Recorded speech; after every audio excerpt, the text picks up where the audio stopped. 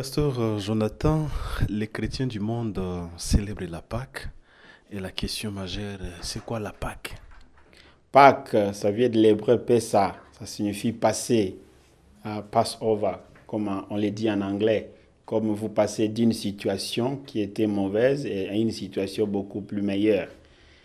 Et pour les Juifs, ils célèbrent la Pâque pour se souvenir de leur sortie de l'esclavage en Égypte pour la terre promise, avec le miracle impossible que le Seigneur a opéré, à couper la mer en deux. Mais nous, chrétiens, nous célébrons Pâques, nous n'avons qu'une seule Pâque. Et c'est la victoire de Jésus-Christ sur la croix, mais aussi sur la mort. Nous commémorons donc la résurrection de Jésus-Christ. Et c'est là il a fait, en vainquant la mort, le péché et tout ce qui traumatise la nature humaine, dont les souffrances de toutes sortes dans la vie du croyant. Beaucoup de gens estiment que la Pâque c'est une fête païenne. D'autres disent que c'est pour les Juifs, ce n'est pas pour nous, nous Congolais, Nord-Kivusiens. Est-ce que la Pâque, à quoi ça nous intéresse, pasteur? La Pâque pour nous chrétiens et croyants, c'est la fête la plus importante même dans l'histoire de l'Église. Parce que nous commémorons la résurrection de Jésus-Christ et sur qui notre foi est fondée. Mais aussi la résurrection du Christ vient avec toute la libération holistique de l'homme et de la création elle-même. Donc la fête de Pâques, c'est la fête de la vie. Nous commémorons la victoire de Jésus-Christ sur la mort et sur la vie. Et sur toutes sortes d'aliénations qui puissent mettre l'homme dans une situation inconfortable. Ce qui fait que Pâques, pour les Juifs, quand ils célébraient Pâques, ils étaient toujours escortés par la garde romaine. Parce que les Romains avaient toujours peur. Parce que les Israélites, quand ils fêtaient Pâques, ils disaient que le Seigneur qui nous a libérés de l'Égypte, il est capable de nous libérer aussi des autres formes d'oppression. Ce qui fait que les empereurs de l'époque avaient peur de ça. Et ils les surveillaient pour qu'il n'y ait pas une nouvelle opposition ou révolution. Et nous, quand nous commémorons Pâques, c'est dire que le Christ qui nous a libérés à Golgotha, qui a vaincu la mort, il est capable de nous libérer de toute forme d'oppression aujourd'hui, sociale, économique, spirituelle, morale et de toutes sortes. Mais nous célébrons la Pâque en 2023 pendant que le Nord Kivu enregistre un nombre aussi élevé de déplacés, des tueries à Beni un peu partout dans la province. Et Christ est venu nous libérer, mais ces chrétiens disent, est-ce que Christ aussi est venu nous libérer aussi de toutes ces souffrances que nous sommes en train d'endurer? Oui, parce que le message de Pâques, c'est un message d'espérance. Ne pas perdre l'espérance parce que le Christ qui est venu, il est venu nous libérer de tout ce qui nous aliène.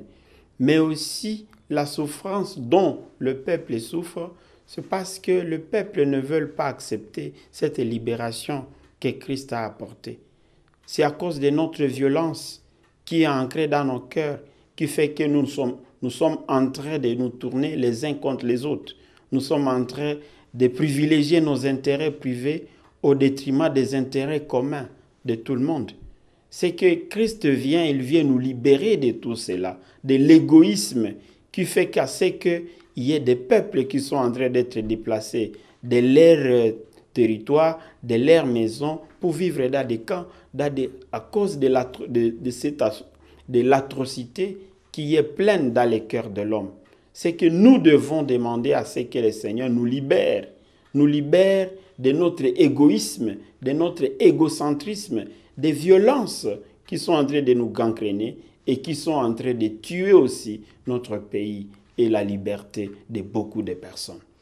Révérend Pasteur Jonathan, quelle est la meilleure manière de célébrer Pâques? La meilleure manière de célébrer Pâques, c'est de répandre ces messages du salut et de libération de Jésus-Christ à toutes les nations.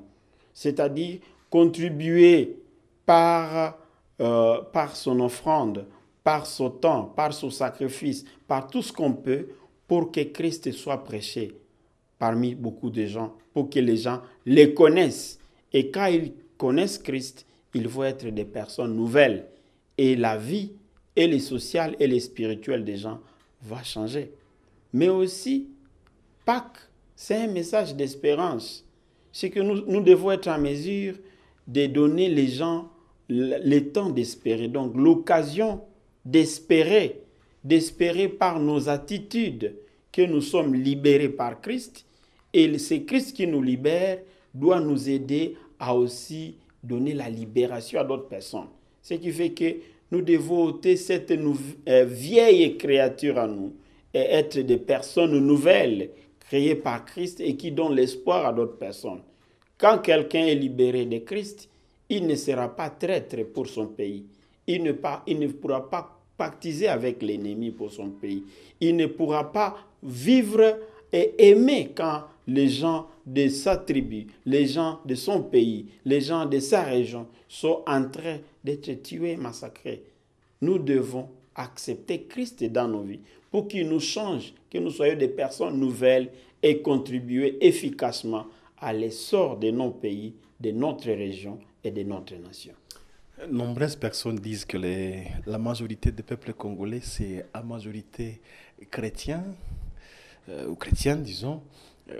Qu'est-ce qui peut justifier tout ce que nous vivons comme mot, comme traitisme, comme venait de le dire, et comme situation qu'on est en train de poser à des frères ou à des sœurs?